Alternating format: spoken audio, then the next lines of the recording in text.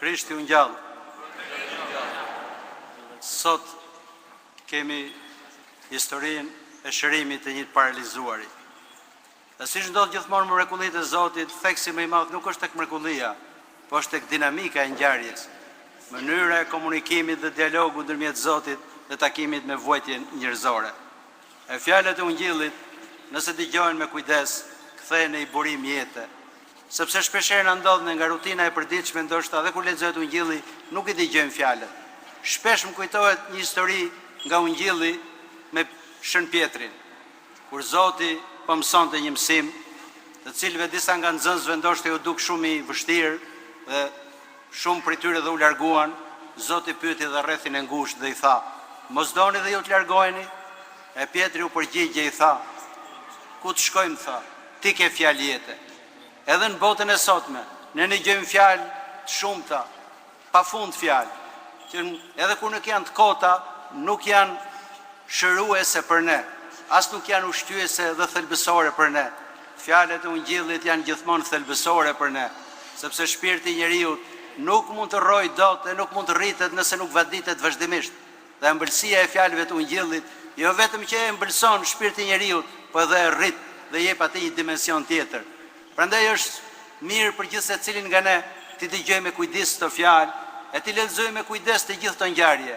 Historia e sotme, siç e tham, tregon një shërim. Dhe në këtë shërim kemi një dialog ndërmjet Zotit dhe një personi që vuante shumë. Ungjilli thotë që kishte 38 vjet i paralizuar.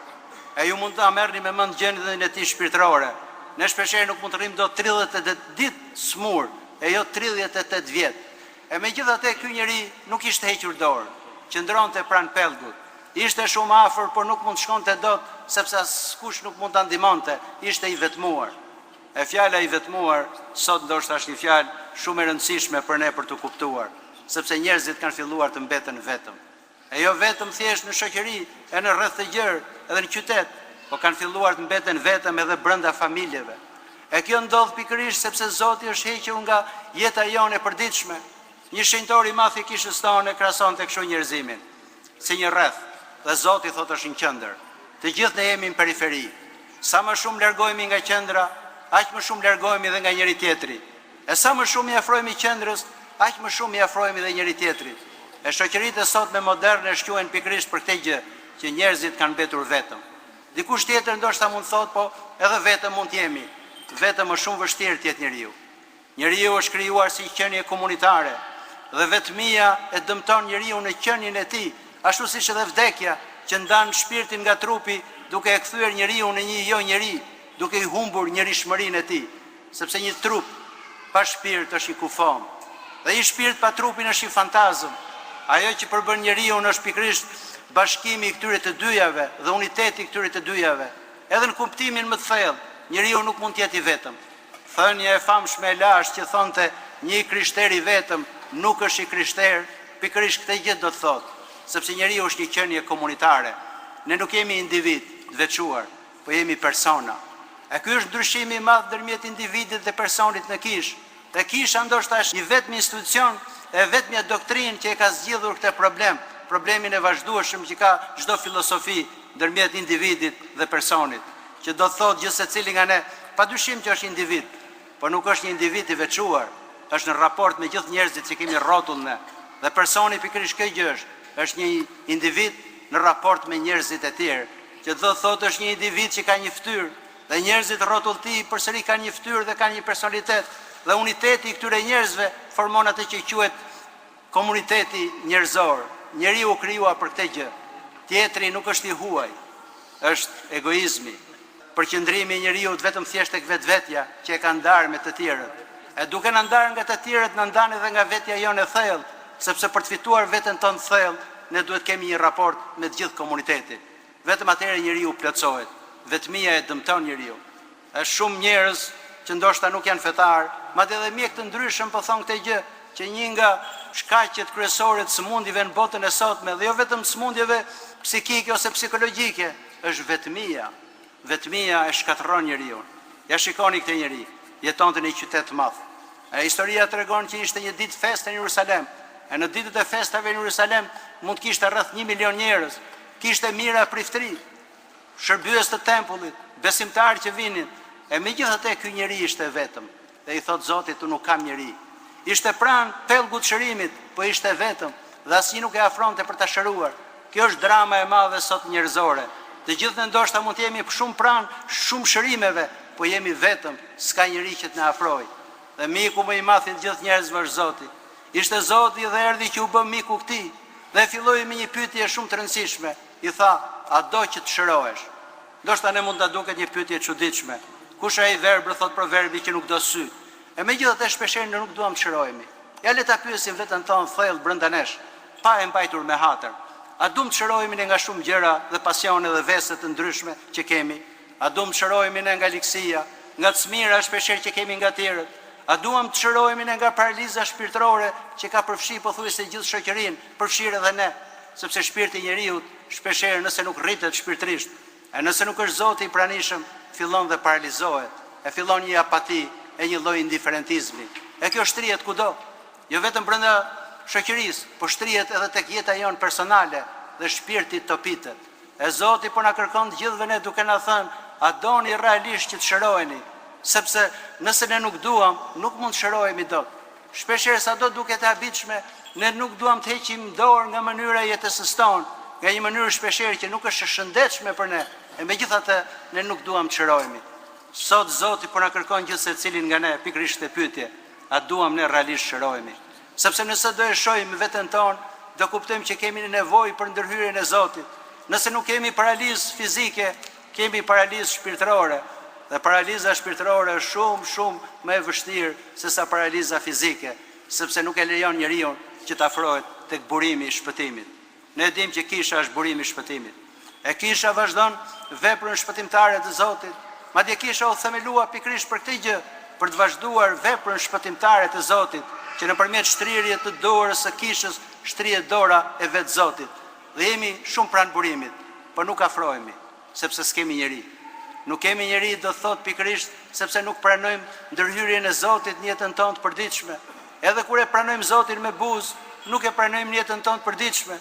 Të hapësh zemrën për Zotin nuk është aq e lehtë sa duket. Do të thotë që ti duhet ndryshosh në mënyrë radikale. Dhe ky është pendimi në kuptimin e thellë të kishës ortodokse, kur njeriu fillon dhe ndjen që ka nevojë për diçka. Ka qenë i pari Shën Joan Gojarti që ka formuluar këtë frazë që kisha është një spital. Që do thotë, në spital nuk vim për të mburrur, as për të shitur mend të tjerëve. Keni parë një njerëz që shkoi ke dentisti për të mburrur, shkon vetëm thjesht kur ndjen një dhimbje shumë të madhe. Edhe kisha është një vend shërimi. Edhe vend shërimi është për të gjithë secilin nga ne, kur ne mendojmë realisht dhe kuptojmë që jemi të smur. Ndalemi shpeshherë në këtë temë, sepse është temë shumë e rëndësishme. Nuk mund t'i afrohemi Zotit ne nëse nuk do kërkojmë realisht ndihmesën. Njeriu shkon tek mjeku kur ndjen dhimbjen e madhe të smundjes. E njeriu shkon tek Zoti kur ndjek dhimbjen e madhe të mëkatit dhe deformimit të tij shpirtëror, sepse ne mbajmë shpeshherë veten me hatër. Na duket sikur jemi të mirë. Në pasqyra që shikojmë ne dalim ndoshta shumë të bukur, por në pasqyrën e vërtetë që është ungjilli, nuk dalim aq bukur. E nëse do shikojmë në këtë pasqyrë, do shikojmë realisht se ku kemi defektet tona dhe vetëm në atë mënyrë ndoshta ne mund të kërkojmë ndihmesën dhe mund të kërkojmë që Zoti të jetë i pranishëm në jetën tonë. Pika e dytë e kësaj historie është akoma dhe më e rëndësishme për ne. Ne kemi rrotull shumë njerëz smur, qoftë fizikisht, qoftë shpirtërisht. E shpeshherë ata njerëz janë vetëm. E nëse ne do besonim që jemi të krishterë, edhe sikur të ishin 100 krishterë në qytet, nuk do mbetej njeri që të ishin vetëm. Njerëzit janë të vetmuar sepse besimi jon është dobësuar. Edhe besimi jon shpeshherë ngelet vetëm thjesht në disa rituale të jashtme ose pranimi me buzë, jo nga një jetë e dedikuar totalisht tek Zoti. Kur themi jetë e dedikuar totalisht tek Zoti, thellë do thotë një jetë e dedikuar totalisht tek vetja jone e brendshme, sepse duke u ndjekur Zotin ne shpëtojmë veten tonë. E duke u munduar që të ndihmojmë tjerët, padyshim ne ndihmojmë dhe veten tonë, nga eksperienca të ndryshme që kanë njerëzit e kanë kuptuar këtë gjë. Ja më kujtohet vetë, kam punuar një kohë gjatë në psikiatri. E kur isha atëherë isha shumë i ri, e u mundoja që t'i ndihmoja ata njerëzit. Dhe madje shpeshherë kujtoja unë sikur kisha ndihmuar ato, mbasi kanë kaluar kaq shumë kohë. Dhe kujtoj atë periudhë pune atje, kam filluar të kuptoj që ndimesa ime kërshi atyre nuk ishte asgjë me ndimesën e madhe që ata bën kërshi meje, sepse duke qëndruar pranë tyre, e duke munduar t'i ngushëllonje, njeriu fillon dhe kupton gjëra që ndoshta s'do i kishte kuptuar kurrë, e duke përpjekur ne për ndihmuar tjerët, më shumë ndihmojmë veten tonë. Prandaj edhe Shën Pavli shkruan Timotheut dhe i thotë, duke u përpjekur që të shpëtosh të tjerët, ti do shpëtosh veten tënde. E në një qytet ku ka mirat krishterë, nuk duhet ketë njerëz që janë vetëm. Nuk duhet ketë njerëz që të jenë afër burimit shpëtimit e thonë Zot, thotë unë s'kam njeri, thotë për ndihmuar, sepse në atë pell uji trazohej dhe i pari që hynte shërohej. E uji trazohej nga një ëngjëll, që do thotë nga një veprim i hyjnis, siç janë dhe misteret e kishës, kur uji trazohet dhe gjithçka transformohet, sepse është ndërhyrja hyjnore. E megjithatë ka miliona njerëz që janë rrotull dhe nuk afrohen dot sepse janë vetëm, askush nuk shkon që t'i mësoj, t'i nxisi e t'i ndihmoj ata për t'u afruar këtij burimi. Kisha ka qenë vazhdimisht e pranishme në tokë, e njerëzit kanë nevojë për këtë gjë. Të gjithë ne kemi nevojë për kishën, e të gjithë ne kemi nevojë për Zotin. Por disa ndoshta kanë fatin, ne nuk kanë qenë vetëm dhe janë prekur nga njerëz të ndryshme. Dhe ky i paralizuar mbas 38 vjetësh u prek nga Zoti dhe u shërua. Ka miliona e miliona njerëz tjerë që përsëri janë vetëm. E detyra jonë të krishterëve është për t'i ndihmuar, sepse ne nuk mund të jemi njerëz të vetmuar, ne jemi një komunitet. Madje kisha është një model i shëntrinisë. Ashtu si shëntrinia është një qenie hyjnore, përbërë nga 3 persona, ashtu dhe komuniteti kishtar është një qenie e vetme, po miliona persona. Madje Shën Gregor teologu thonte këto fjalë guximshme, të shprehesh qenie njerëzore në shumës është herezi, sepse ka një qenie njerëzore dhe mira e miliona persona. I huaj nuk është i huaj, ai është ne. I huaj që shikojmë ne si të huaj është pjesë e jona. Për sa kohë ne shikojmë që njerëzit janë të huaj, do thotë që ne nuk jemi të plotë shpirtërisht. Shenjtorët arrin e kuptonin këtë gjë që tjetri ishin po ai sepse rriteshin shpirtërisht. E Zoti ka dashuri dhe mëshuri për të gjithë sepse kupton atë gjë që është pjesë e tij. Ne nuk e kuptojmë këtë gjë. E jo vetëm thjesht i shohim si të huaj, por shpeshherë nuk i dua, i shajm, shpifim, kemi çmir kundër tyre e gjithçka tjetër. E kjo nuk dëmton vetëm ata, por na dëmton edhe ne. Shpifja më tepër dëmton shpifsin, thot një shenjë, se sa atë që shpifet. Thashë themet më tepër dëmtojnë atë person që merret, se sa atë që përgojohet. Dhe nëse ne nuk largohemi nga kjo gjë, e nuk kuptojmë që njerëzit janë rrotullnesh, janë pjesa jonë, ne do mbetemi gjithmonë të vetmuar. Prandaj edhe proverbi i vjetër krishterë thonte vazhdimisht këtë gjë, që një krishter i vetmuar nuk është i krishter. I krishteri është pjesë e komunitetit, në cilën nuk ka të huaj, po mundohet që t'i ndihmoj të gjithë e t'i sjellë pranë burimit shpëtimit që është Krishti. Nëse ne do i sjellim njerëzit që janë rrotullnesh në kish, do kenë shansin të shërohen.